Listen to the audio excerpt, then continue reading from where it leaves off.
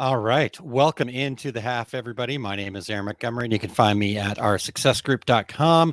This fine gentleman next to me, you guys may recognize him if you were tuned into the Two Raider Guys, because he sat next to me there as well. Mr. Erich Campbell from erichcampbell.com. Eric, we just had a great discussion with Ray Weiss from Printing United Alliance. Thank you for being the guest host as Terry is traveling to see his, I guess I didn't do the math before, but yeah, 6 grandkids. I was shocked myself.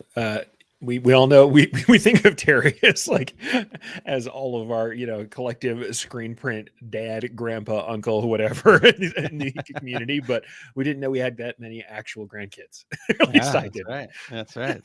Excited for him to get to spend some time with his family out family there. Time. Yeah, for sure. So family time is super important, folks. But yeah, indeed. All right. Well, we got people tuning in here. Kingsbury Crass, thank you for tuning in again. Yes, appreciate that very much. Well, and like we said, we had a pretty good episode, so we got to talk a lot about the iLearning Plus platform. Mm-hmm.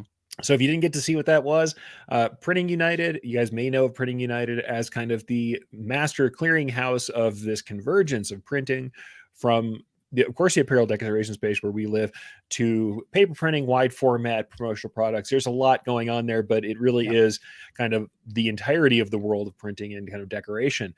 And the great thing is they're starting this platform and they kind of have launched it. It's been out since the end of last year. This soft launch of the iLearning Plus platform, which really is kind of a higher end, more formatted learning platform than we've seen kind of in the space for a while. And it's really interesting stuff. So we got to talk to Ray all about that platform and all the different stuff that he's doing with it and the courses he's trying to bring on. So if you didn't get a chance to check that out, by all means, check out the replay at Two Raider Guys and find out more from Ray. Yeah, definitely. And Jesse's saying hello to Eric and Aaron. Hi, Jesse. So thanks for being here, Jesse. All right. Happy let's quickly talk a little bit more about that. Since you were there, I don't need to get your perspective because it's in full view there on the Two Raider Guys side. But let's get into a little more details. He kind of, I don't know if we got into super details. He alluded to people maybe recognizing some people that would be participating in the future. What's I know you're still working on details, but give us a little rundown of what your involvement with iLearning Plus is going to be. Well, having gotten to talk yesterday, and by the way, I got to have the kind of tour, the back end tour of iLearning Plus. I've decided to work with those folks over there and work with Ray and put together a couple of courses. So we're starting out with a couple of introductory courses. So it might not be for all you folks who are really experienced, but for the people who are trying to develop kind of their initial understanding of embroidery and of digitizing, that's the first two that they really want to do. As they're building this learning pathway that's supposed to help people build from kind of zero experience up to something that's, a little more experience, the ability to take people in kind of off the street, no experience, and get them up to speed. The stuff that he's really focusing on is introductory. So that's what we're going to start with. Hopefully for this fall. That's what we're looking for. Right. Should probably be in the fall season rather than the spring season. That's something that he talked about in the shows, that there's going to be a spring season and a fall season. So coming up toward the Printing United show that's going on, I believe in October. October. In October. In that fall season, there should come these two courses from me, which will be an introduction to embroidery, introduction to embroidery digitizing. So and with the promise of likely more, but that's what we're starting with. Yeah, I love that. Okay. So I guess if I'm looking at what you've got coming up with them there, the introductory course, now someone like myself who's got, a little bit of experience, about 15 minutes or so of experience, do you think it would be good for me? Yeah, absolutely. I think what we know so far, like I said, this is super early days. Like I literally talked to Ray and kind of agreed to this tongue on my cheek there. Yeah, totally. With your 15 minutes of extensive embroidery experience. And the funny thing is, I think that, some of that really is embroidery experience. You osmotically hanging out with me have absorbed quite a bit, but this is for people who are trying to figure out what it is, get their head around it. And also for people outside of our industry to be able to communicate with embroiderers. I think that's one of the kind of the sleeper things that we talked about and it was interesting on the Two Raider Guys today is that part of what we do in education is not just make ourselves ready to do a process ourselves, to do a process in-house, but we help people who aren't going to do things in-house be more able to communicate clearly with the people they outsource with. So I think that's the kind of interesting thing. Yes, it's good for people who don't know anything about embroidery to start and just want to get their, kind of get their feet wet and understanding what's going on. Same thing with embroidery digitizing. If you don't know digitizing, even if you are an embroiderer and you want to understand the technicality of it better, that's what we're really aiming for so far. Like I said, this super early days. I still haven't submitted outlines to them or anything. We just agreed on it yesterday. But the concept is to get your feet wet, to get your understanding underway. And also, because of the way that iLearning is formatted, to be able to kind of verify the core understanding and have people go stepwise through it and really get a hold of those basic concepts before they progress. Yeah. So that's the concept. I'd love to see more of it. I'm sure there's going to be other educators coming on, and I know I have other things I would like to do with them if they want to continue. But for right now, that's where we're starting. Now, I also know you may be somebody else that is a familiar face over there with iLearning. I mean, there's other folks who are already on the platform. If you guys didn't get to see it, they've got things like, they've got machine safety and other operating procedures and introduction to graphic arts and various pieces that are kind of more in that print side that are already built out. But I know you have some stuff coming up. So what can you share about what's going on with iLearning? Yeah. So I am going to be working with them to put out the introductory to sublimation is what it is. I can't remember if that's exactly the title, introductory or something like that. It's kind of based on their graphics arts, whatever they called that. Yeah, I guess it was the orientation, right? Orientation. Yeah. Yes, so, so I'll be covering that kind of real ground level sublimation, everything from the getting into it, the third party stuff to desktops, and then, kind of stepping people in through that, but then, markets. And so, yeah, we're just going to try to really give a good base ground level, what you should be thinking about as somebody coming in. But like we talked about with your embroidery one, even if you've got 15 plus minutes experience, there's always something to learn. Of course. And always just something to like, oh yeah, maybe I missed something as I became experienced. Maybe I could make a change. So doing that. And then with Terry, I will be also putting together the same course for introductory to DTG and DTF. Nice. Yeah, so that'll be a combination with Terry and I, and I think we have a unique perspective of it because we were involved at its very inception back in 2004-ish. Yes, I am that old. Same, but yeah. So kind of starting there, the evolution. Terry stayed very involved with it because he still sells direct to garment equipment to this day. Has been involved in DTF. I got to be around and learn and understand and watch somebody like Todd Downing. So I'll be leaning on him to really kind of help us with that kind of side of it. So we get a good foundation for both DTG and DTF. And so, yeah, so that those are things for sure on the docket right now. And I know that they want to be very print specific, and I think what I do with our success group is still very print specific, but it can be all encompassing too. So we'll see what the future holds. But our goal, my goal for the sublimation, because I can control that, is to have that ready for the April launch, the spring launch. So you probably need the spring launch. Yeah, there may or may not be a chance for me to do one of my pieces for that, but I think that it's much safer for me to say that the fall launch will be from both of mine because of the way this couple of quarters has gone. Sure.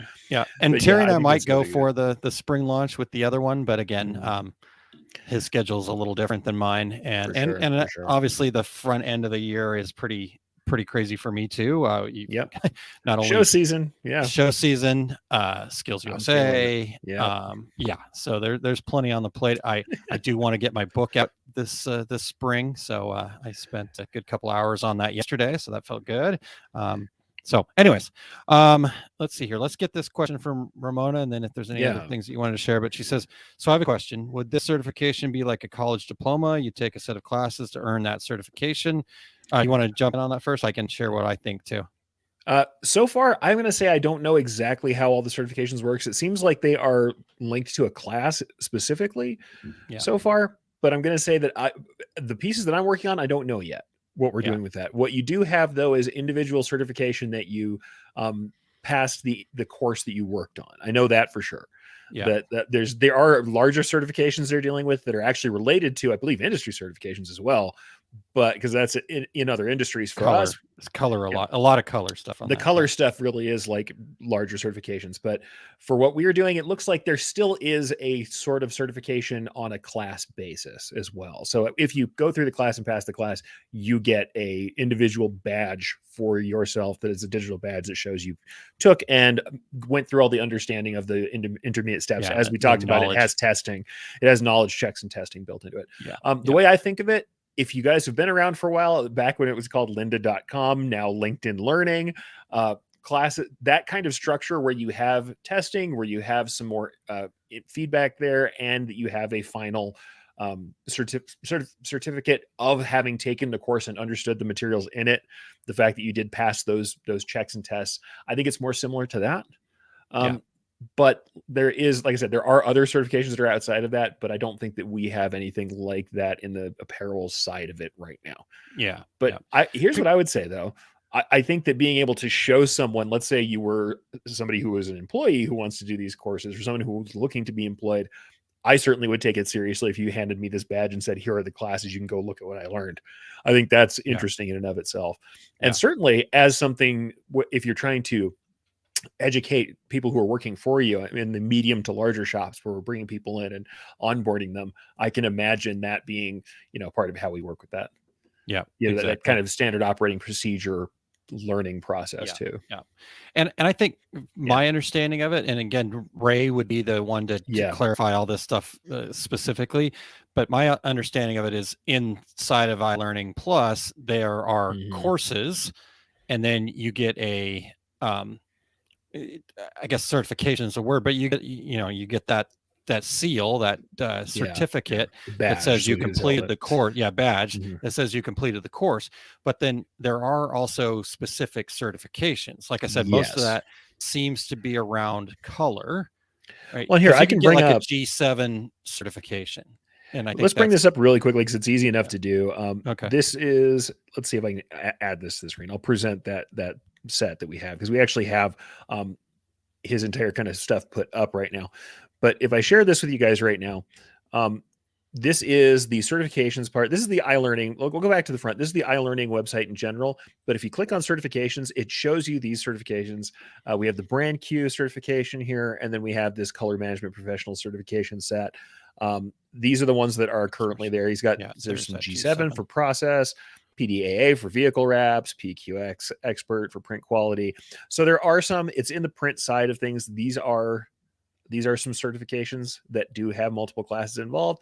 But like I said, the ones that we are teaching I don't believe are slated for any sort of like official certification because there's no body that's doing that's certifying those. But like Aaron says, if you do learn do the classes, you get a badge, an individualized badge that is linked to you. Cause that's something Ray talked about. You could link to a badge and say, here's the badge that shows that I took this course. And if you click on that course badge, it shows, it verifies that it's yours. It's attached to your account. So like I said, very much as, like I said, if you've ever seen like LinkedIn Learning, stuff like that, yes, they give you kind of a graphic with everything on it, but it's connected to you. Same kind of thing, except for in this case, it really seems like it lives digitally and is connected specifically to your account, at least as he explained it. So exactly. So Ramona, you're right on. Yeah, I agree. What Ramona said here. So each certificate could be placed on your site signature, and if they click on that, so it'll show your validity. Yeah, absolutely. For sure. And if you guys want to check that out, just to make it clearer, if you want to see what's going on there, that is ilearningplus.org, and you can go check it out now. The courses we are talking about are not there yet, so just let you guys know. The ones that we're talking about are upcoming courses, but if you want to just see what it is and see the kind of stuff that's out there, you can just check out ilearningplus.org for that. Yeah. So, all right. Well, interesting stuff. So I think we've covered that, Eric. So good stuff there. Now, I know the other thing that happened on two regular guys today is we had a dad joke that I butchered, which was good, shocking enough. But Abu Dhabi. Yeah. Anyhow, we can tell it again if you want to tell it again. no, I don't, because I butchered it last time. I'll do it again. So thank you to Martha Taylor for sharing that. But was there another joke that you had in your head? Here's the thing. I heard a joke that, because you guys know I like to tell jokes that are slightly more cerebral or more to the point. Sometimes they're not very good jokes at all because you have to know a little too much. This one's less technical, and it tickled my funny bone. So I'm just going to share you guys a joke. It's not necessarily a dad joke. It's closer to a dad joke than my usual. All right. So here's my joke, and hopefully I don't butcher it because I'm going to do it from memory with no notes. All right. So two Adams are walking down the street, right? These two Adams are walking down the street. The first Adam says to the second Adam, "Oh man, I'm pretty sure I just lost an electron." And he's like, "Oh man, you sure?" And he goes like, "Yeah, I'm positive." I get it. I do get it. So all right. We'll let people catch up. Slightly better. Slightly better. Wow. I heard that one. I'm like, okay, that sounds more like the Eric level dad joke. I would forget slightly more because I'm not going to over explain that one. But I love that. The two Adams dad joke. I had to bring that in. That might be my win this week. I don't know. Yeah, I was gonna say. All right. Well, that is a good. So okay. On top of joke win, there. Can you? Let's talk about that. So you guys that are tuned in, make sure that you're starting to type in there. What's your win for the week? What's the win since last week? Win? Yeah. What's the big win? What's your weekly win? Eric, you can start. How do you want to go about this? How about I started last time? Let's have you start this time. Let's go. Weekly wins. Let's have you put you on the spot, my friend. So weekly win for me, lots to choose from. I love that. Right. But I think the big one that stands out to me is we had our success group member training on Wednesday night. And it was one that I was fretting over a little bit because it's a tough topic. So the topic was small business tax basics. And obviously not being an accountant or a CPA, there was a lot of disclaimers and prefacing, but I do have plenty of experience. My father was a CPA for 25 years. I obviously understand the importance of accounting for businesses and the fact that it's different, right? When you go from being an employee to being a business, it's really tough. There's that switch, that change of mindset.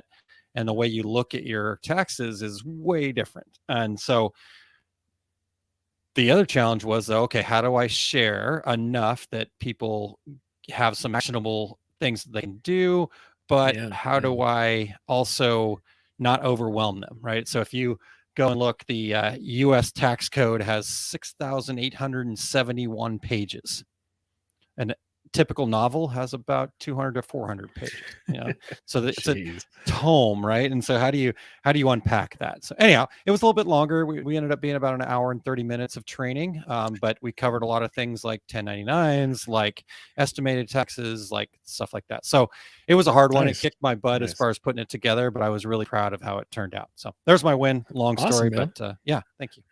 No, I know that was a tough one, especially because, like I said, we had this joke. We were talking about this in the background chat. You guys don't know, but we all talk. The two early guys and myself, we chat in the background sometimes in another app so we can have a conversation about stuff. And Aaron was talking about this, and what I literally said to Aaron on this topic was, this is why when I talk about what I'm unwilling to teach, the specific example is taxes. I always tell people like, hey, I'll tell you embroidery, but since I didn't run some of those bigger businesses myself, and the only businesses I've run are smaller or individual, like I'm not telling anybody about taxes. That's what I leave to an expert.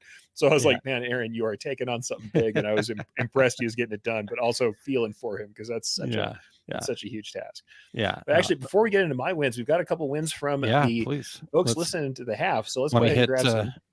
Hit Sheila here first. She was first up. I nailed some puff embroidery after lots of trial and error. So nice. That's not easy, huh, Eric? I mean, you're gonna know more than embroidery. me. When I first did puff embroidery way back in the day, now I'm going to tell you guys the materials have gotten so much better. The materials are so much better now than they used to be. The old school puff was terrible. And back in the day, we didn't really understand kind of the difference between different foams and materials. Uh, Yeah. fantastic, fantastic thing to have to hit that. And the other thing I'm going to tell you is when I first started, I individually contacted digitizers I knew who had done it, and no one would tell me. I only had one person offer any sort of insight because no one would tell me how they were achieving it. Yeah. I had to break it down myself and just do a bunch of trial and error to figure it out. And then the one person who helped and shared something, I won't tell who it was. There's a couple people who eventually kind of discussed it, and his method didn't work very well. And it caused me I got set back like days because I was trying to make a method work that didn't really work. It was, and I don't know still to this day, I'm like, what the heck happened between his method and mine. So I have to say, like, 3D puff embroidery can be tough to get your head around. Getting somebody who shows you a good working file to start is a big deal, but always a little trial and error when you first start. I think that's fair. All right. Excellent. Good. Nice. For breaking that down for us here. Ramona says, I'm still working on it. Digitizing, test stitching, Yes. print transfers, EEM class prep, DAX Kansas City packed and ready. I'm always early packer, just trying to get it all done by the end of the day today. So there you go. You are doing better than me getting packed and ready early. I am, I'll admit, I'm last minute. I've got a lot of stuff going on. This has been kind of a trying time, but yeah, cheers, Ramona. You're doing good work and better than me. And I've got classes coming up, so I'm feeling the pain now. It's time to get things ready and get out the door for DAX. Yeah. Fortunately, I've traveled enough now that I can okay, yep, I got an hour before I got to leave for the airport. I have a system. I just okay, how many days am I gone? Take this amount of this and this, and I've got that. I gotta be day before. Unfortunately, I'm also catching a red-eye flight. Oof. A red-eye flight to come out. I'm out of my house at like 4 a.m. the day that I travel. So it's going to be this whole next week is going to be a bit of a trying time. So you guys come into the classes, do be a little patient with me, but I promise I will share everything I can to make it valuable for you, whether or not I look as put together as I usually do this time around. You will be awesome as usual, folks. I will do my best. That's for sure. So you guys that are tuned in, we definitely weekly wins. That's what we're working on right now. But Marianne, she just was saying good morning. She's in Roswell, heading home to Santa Fe tomorrow, but loved our cruise in Mexico, which plays into her win, which is my weekly win is that I shared about my embroidery business, and a lady on the cruise wants to do the business. Yes. Nice. Awesome.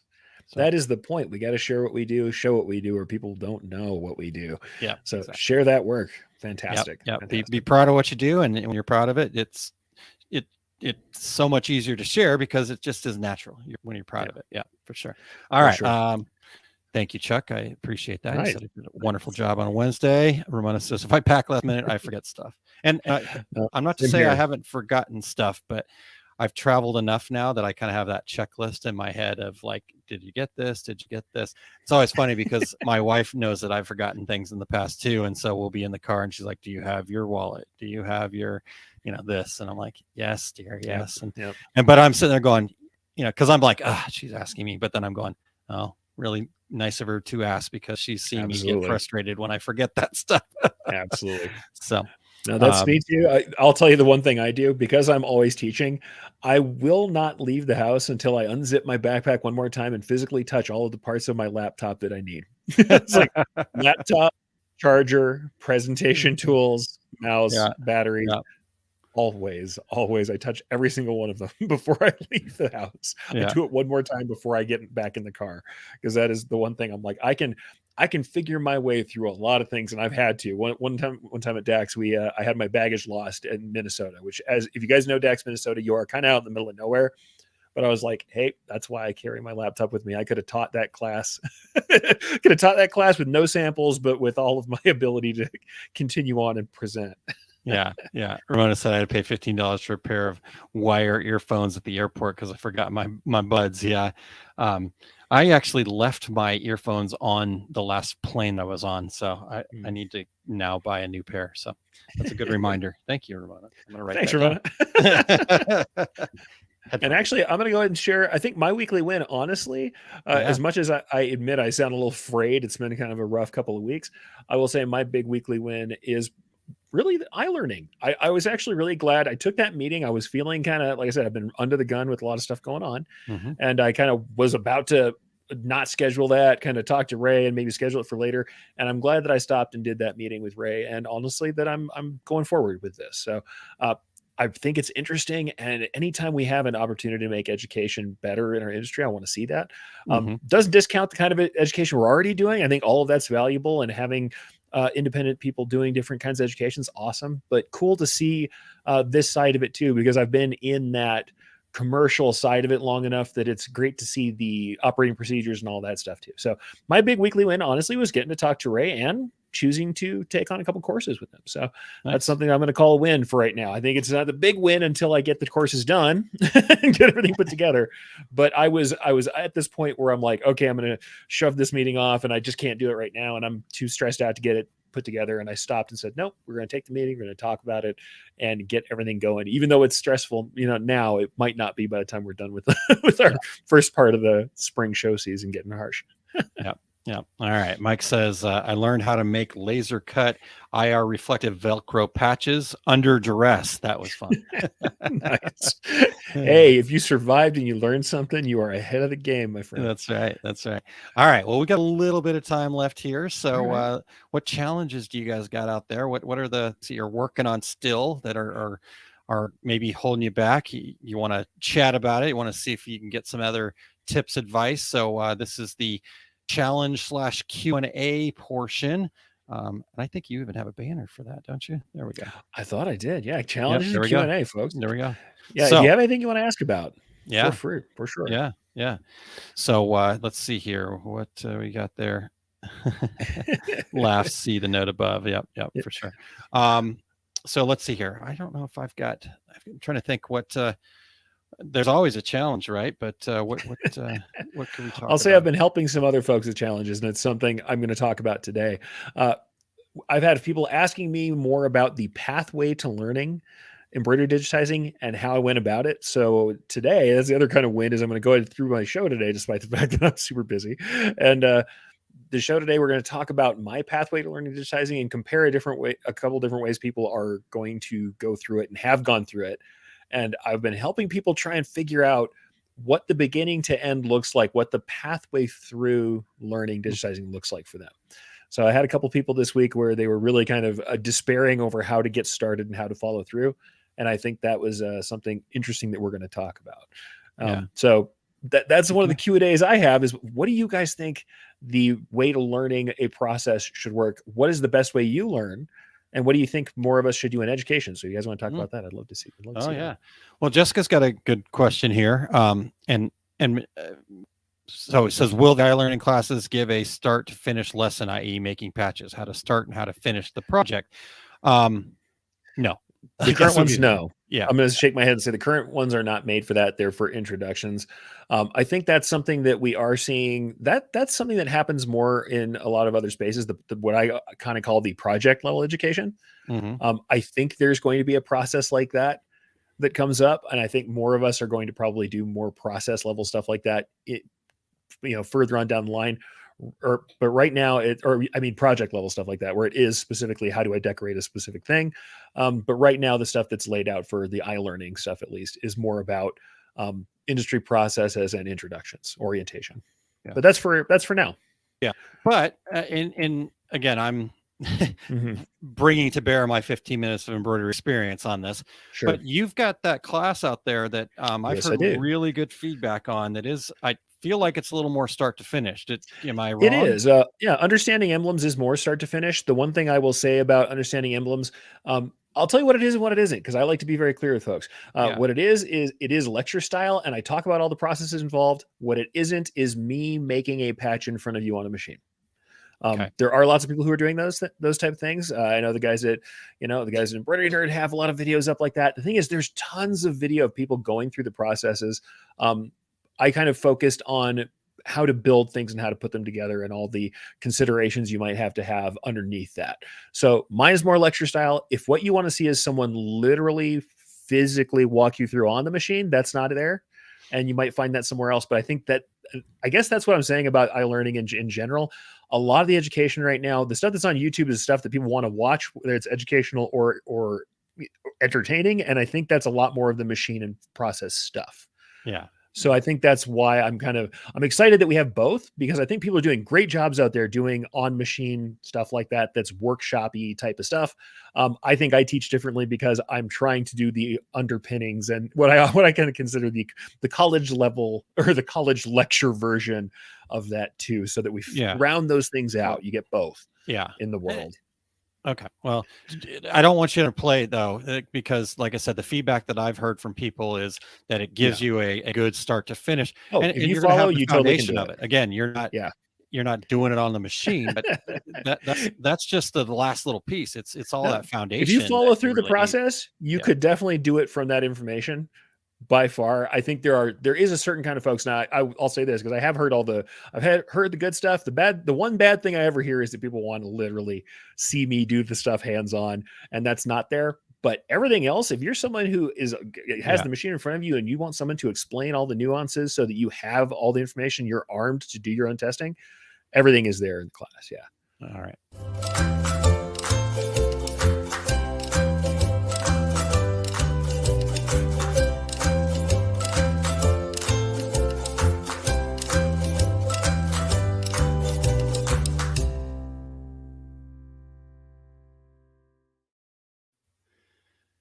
Almost forgot it was a half hour, folks. Almost had to cut you off too, and I would have felt bad about that. All right, everybody, have a great weekend, and we are off for 2 weeks, I think, Eric. So next week for sure, I am out, and I know you are off at the show. We are teaching at DAC, so we're off next week, but we will come back. At least off next week. We'll see, because I won't be at the week after that, so it may be a quarter after that. Yeah, might be a quarter the week after that, folks. Take care. Have a good one.